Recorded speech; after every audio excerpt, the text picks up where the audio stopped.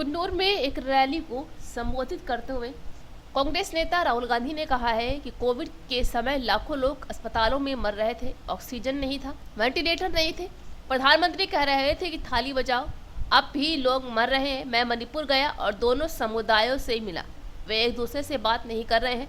वहाँ सरकार कह रही है कि हमने नियंत्रण खो दिया है, हमें नहीं पता कि क्या करना है। प्रधानमंत्री देश के एक राज्य का एक दौरा तक नहीं करते हैं, क्या वे वहाँ जाकर लोगों से बात नहीं कर सकते? When COVID was striking India, people were dying. Lakhs of people were dying in the hospitals, dying outside the hospitals. No ventilators, no oxygen. The Prime Minister says, "Thali bajao." നിങ്ങൾക്കറിയോ, കോവിഡ് വന്ന് ഇന്ത്യയിൽ ലക്ഷക്കണക്കിന് ജനങ്ങൾ മരിച്ചുകൊണ്ടിരിക്കുകയായിരുന്നു. Ventilators ഇല്ലായിരുന്നു, ശ്വാസം കിട്ടാതെ മരിക്കുകയായിരുന്നു, ആശുപത്രികൾ കവിഞ്ഞു നിറയുകയായിരുന്നു. ആ സമയത്ത് ഈ രാജ്യത്തെ പ്രധാനമന്ത്രി എന്താ ജനങ്ങളോട് പറഞ്ഞത്? നിങ്ങൾ കൈകൊട്ടിക്കോളൂ എന്നാണ് അദ്ദേഹം ജനങ്ങളോട് പറഞ്ഞത്. The entire media is saying how brilliant the Prime Minister is.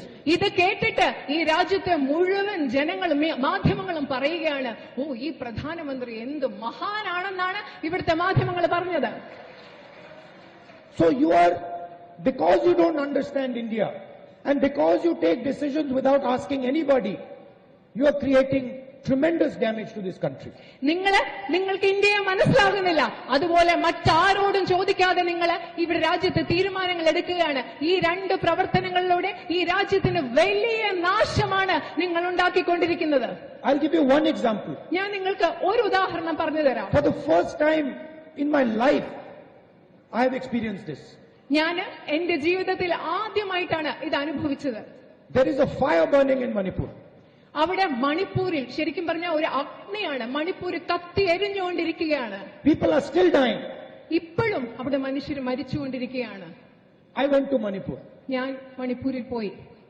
And I went to see both the communities.